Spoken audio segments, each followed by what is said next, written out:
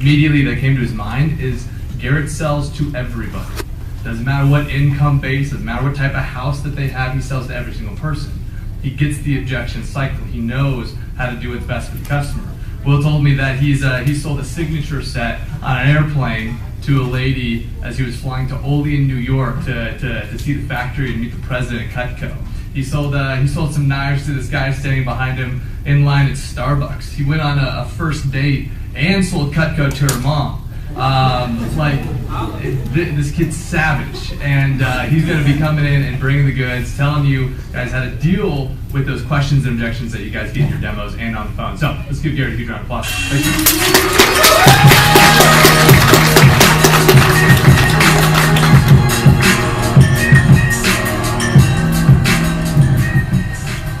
By the way, that date, never saw her again, but red homemaker set, red kitchen tools, red super shears, nothing for free. Let's go.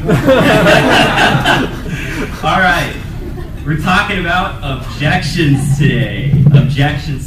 So first off, I want to kind of break down why are we scared about objections. So I want this to be interactive, so let's talk about some stuff here. So first thing, why are we afraid of objections? Why are we afraid of objections? What is it? Yeah?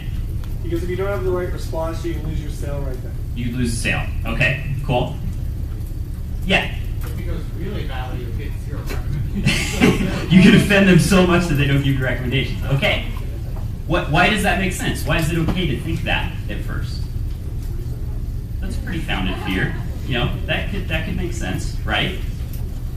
So, but why is that the wrong way of thinking? Why is that the wrong way of thinking? Because it brings you down. Yeah, if you're thinking negative, how are you going to be able to handle the objection? How are you going to be able to make the sale? Oh man, if I mess this up, I'm going to lose it. Right? So that kind of holds you back. So that's really important to kind of think the process. You know, why am I afraid? Why does that make sense? Why is it the wrong way of thinking? The next thing is, what's the right way of thinking? Right? Objections, being able to handle them, it's a service. You're doing a service for your customer. You're helping them. You're not pushing them, right? You're helping them. You're being a good customer service rep. So that's really important. Objections are a good thing. It means that they're interested, but there's something holding them back, right? If they weren't interested, what would they say? No, right? They just say no. They'd hang up. Yeah, exactly. They just say no. So why do people say no and then sometimes yes? Because it's the easier thing to do. Humans are lazy. Like all of us, all of you guys, we're lazy by nature, right? Natural human response is to not do something. Have you guys ever canceled plans last minute? It's like a rush. It's the best thing ever. Because being lazy is natural, right? We're preconditioned to say no before we say yes, right? Have you guys ever been to like a restaurant and ate a whole bunch of food and the waiter comes and what are they about to ask? Do you want dessert? Now most of us, we immediately say no without even thinking about it. And then they walk away and it's like, oh my God, I really actually want some ice cream. Wait, come back. Or you're like shopping, you know, and like Alex from Target walks up. He's like, hey, can I help you find anything? You're like, nope, I'm good. And then he walks away and you're like, oh wait, come back, where's the towels? Right? So we're preconditioned to say no before we say yes. That's why they call it a knee-jerk reaction. The other thing is that sometimes your customers are like testing you.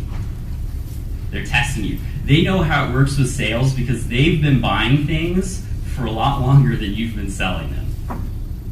You know, whenever they give an objection, sometimes they're just trying to get a better deal or to get more free stuff or something. But if you just like freak out and like drop down to like a trimmer after that, you're not really serving your customer, right? You're not giving them the order that they need or that they deserve. So you have to understand how to handle objections because otherwise, how's your demo any better than them just going to Cutco.com and buying stuff? If your demo is just showing them something, them saying no, or I'm not sure about that, and then dropping down all the way to a piece, how are you doing any better than our website could do? You know, be such a good rep that you're actually offering something to your customer. It should be more than a retail transaction. It's an experience. So being able to answer their questions and handle these objections and be able to guide them and give them proper advice. And handling objections is also important because you're going to maximize the number of demos you have, the number of sales you have, and the amount of recommendations on your list. It all ties in. Like, for example, homemakers. Most people who buy homemaker sets say no first, because it's a knee-jerk reaction, right? Half of your homemaker sales will say yes on the first ask, but the other half will say no and then say yes after you handle a concern. So you're missing out on twice as many homemaker sets if you don't know how to handle the objection and how to handle knee-jerk reactions. So handling knee-jerk reactions and being able to handle objections does two things. It could give them a minute to reconsider, because sometimes, they just say something right off the bat, like just how we just talked about. And then it also teaches you on what to focus on whenever you're dropping down, right? Knowledge. That's really important to be able to know what you need to do for your customer. Now you know the reason they didn't want the homemaker set, and then you can help them. So I want to talk about the objection cycle and kind of break this down. So there are 4 steps to the objection cycle. The first one is agree. So when you're in an argument or a disagreement or whatever, you're fighting with your mom, girlfriend, boyfriend, whatever, there's a wall, right? You guys are just like shouting at this wall, nothing's getting through to either person. So the first step is to agree. Why? Because that's the last thing they'd expect you to do, right? If you have a disagreement with someone, why don't you just say, hey, I completely understand, I agree with you. And they're like, what? And it breaks down the wall, and then you can actually communicate with them effectively and get your point across. But if you're just like up against the other person and fighting them on it, you're not going to get through. So the first step is to agree. The second step is just this little phrase. I love it. I use this all the time, all my life, ever since I started this job. Learned this from Will. You just say, just so you know. Just so you know. That is literally the least low pressure thing you could ever say. Just so you know. And that's where you have the opportunity to then be able to tell the truth, step 3, or your opinion. So agree, just so you know, tell the truth, and then lastly, ask for the order, or close again, or ask a question. You always want to end with a question, not a statement. So anytime you're ever talking to a customer, you always need to end with a question. Is this time or this time better for you? Do you like the dark or the white handles? Blah, blah, blah, blah, blah. Always end with a question. This will change your life if you learn how to master the objection cycle. We jokingly call it vectoring people. So if you're for example, here's a real world example. I ran a branch office in 2016 in Cheyenne, Wyoming. Literally the first day I was in Cheyenne, I got pulled over and got a ticket. And I went to the courthouse because I didn't want to pay the money. It was like $200. It was ridiculous. So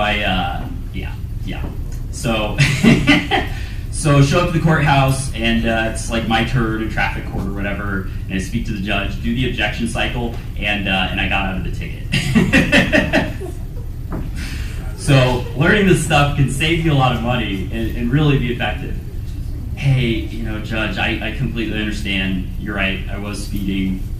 Just so you know, I'm not originally from here, and actually in between where I was leaving and where I got pulled over, there wasn't a stop sign, or a speed limit sign. So is there any way I could just get off with a warning this time?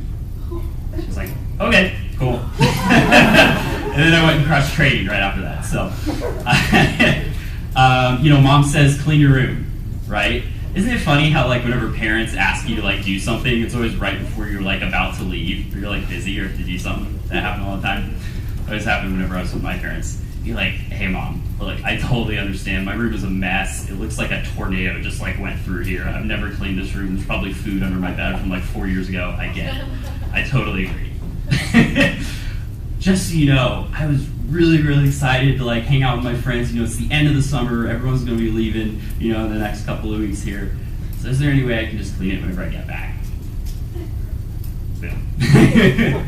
So, That's the objection cycle. So let's talk about objections with closing. What are the two most common objections whenever you're closing on the homemaker? What are they? Too big and too expensive, right? Too many pieces, too big, yeah, and too much money. So here's a pro tip. Before you handle the objection, repeat back to the customer what they just told you. Repeat back to the customer what they just told you. Write that down. That's really big. So whenever they give you an objection, it's like, oh, okay. So what I'm hearing, Mrs. Jones, is that it's just a little bit too much money right now. Is that right? That's how I ended the question there. This is huge because it tells your customer that you're listening to them. It really helps them feel heard, right? So just repeating that back to them before you then handle the objection of, hey, I completely understand. $1,273 is a lot all at once. That's why most of our customers just split it up over 5 months, interest-free. It'll only be $277 per month. How does that sound? And then if it's still too much, call your manager for a deal. Don't just drop down. If they like the homemaker set, but it's just too much money, why would you drop down and sell them a set that they don't want? Right? Sometimes reps are so eager to drop down just because they freak out because they don't know what to do next. But it's like, if it's too much money, call your manager. Get a deal. But don't just drop down right away. If someone really wants a homemaker set, why would we drop down to a galley? I'm going to find a way to sell them that homemaker set and get it to them if that's what they want. Or the other one, it's too big. Hey, completely understand it. First 10 pieces does seem like a lot.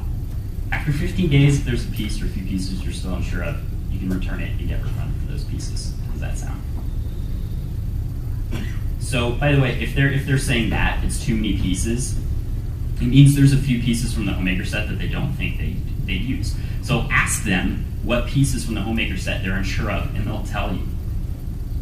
Right? Ask them, hey, okay, what piece do you feel like you wouldn't, get a lot of use out of? Your customers will tell you anything you want to know if you just ask the right questions. They're not like trying to keep anything secret from you. So ask the question, what piece do you feel like, you're not going to use? And then when you find those out, you can go back and build the value of those pieces and try to close again. So let's say, they don't like the spatula spreader. I was terrible at selling spatula spreaders whenever I was new because I thought they were dumb. So none of my customers bought them. Oh, Mrs. Jones, that piece is awesome. Do you ever do bagels, lasagnas, brownies, pie, cream cheese, Nutella, avocado? Oh, you do? Oh, Mrs. Jones, you gotta get that knife then. Right? Because if you get this today, but you don't end up using it, just call me and I'll just come back and send it back to the factory for you. How's that sound? You want to know how many times I've had to go back to customers and send their knives back? 0. I've never had to do that. But it helps them get over that hump because they aren't sure. So help them get it today.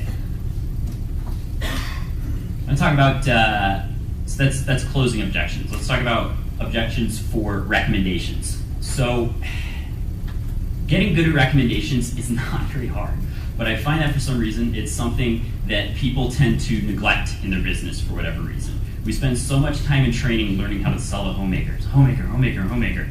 But then whenever we get to recommendations, it's more of this afterthought, which is terrible. It's not true at all. It doesn't matter how good of a salesperson you are. If you run out of people to show, it doesn't matter. You can't sell Cotco to a brick wall. So there's one main reason why people give us recommendations. Confidence. You gotta ask confidently. Confidence is everything in this job. So let's say you're about to ask for referrals in your demo, and you're thinking in your head, oh man, I really hope they give me referrals. You're probably not gonna get too many, right? But if you're about to ask and you're thinking, of course they're gonna give me a lot of referrals, why wouldn't they? You're probably gonna get the most you've ever gotten. So for me personally, I like handling objections via report. So if someone gives a rep an objection, by the way, it's almost certainly because the rep made them feel uncomfortable. So you should take responsibility for that, especially with recommendations. I know, I'm sorry. Actually, I'm not. It's true. I hardly ever have objections to referrals anymore just because of my confidence in asking. So you just got to treat recommendations like any other part of the job. I remember whenever I was new, I'd sell homemaker or whatever, get to recommendations, and I'd start to get super nervous. Does anyone have a mini panic attack before you ask for recommendations? I did that all the time whenever I was new, just because I wasn't confident.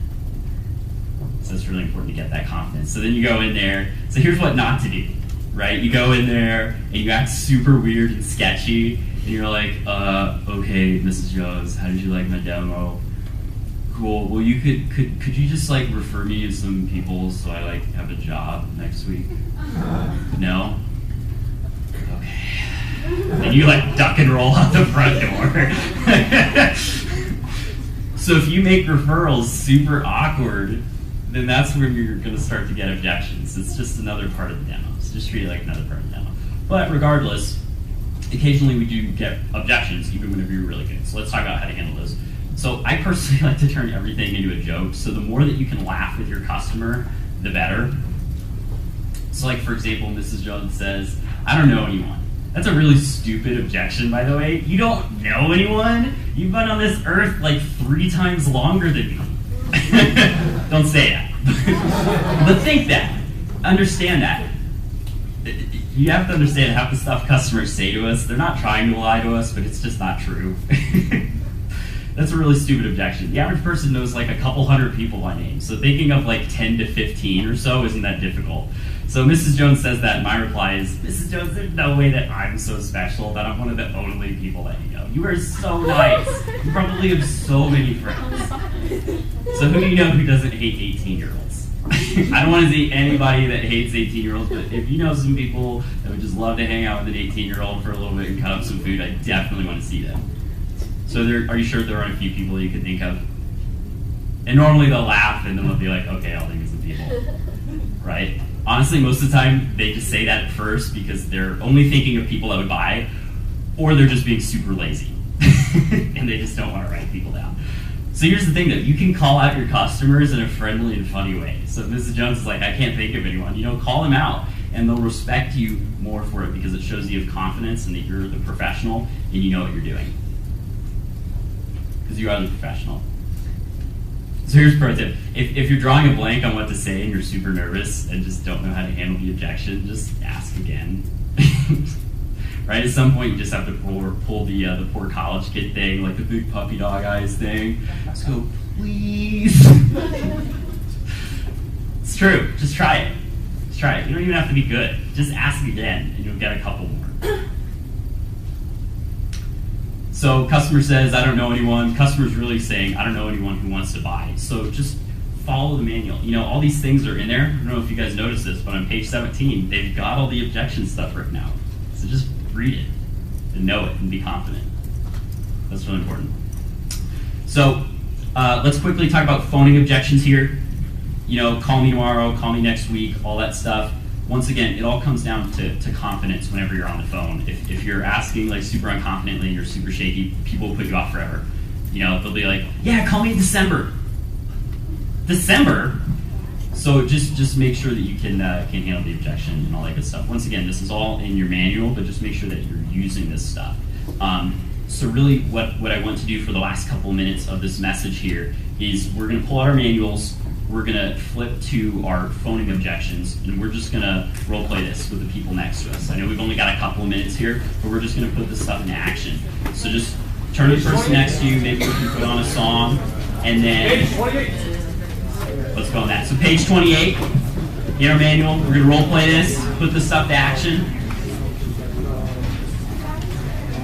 Squad up with a homie. Hit him with some objections. And if you don't know the person, even better. Better practice.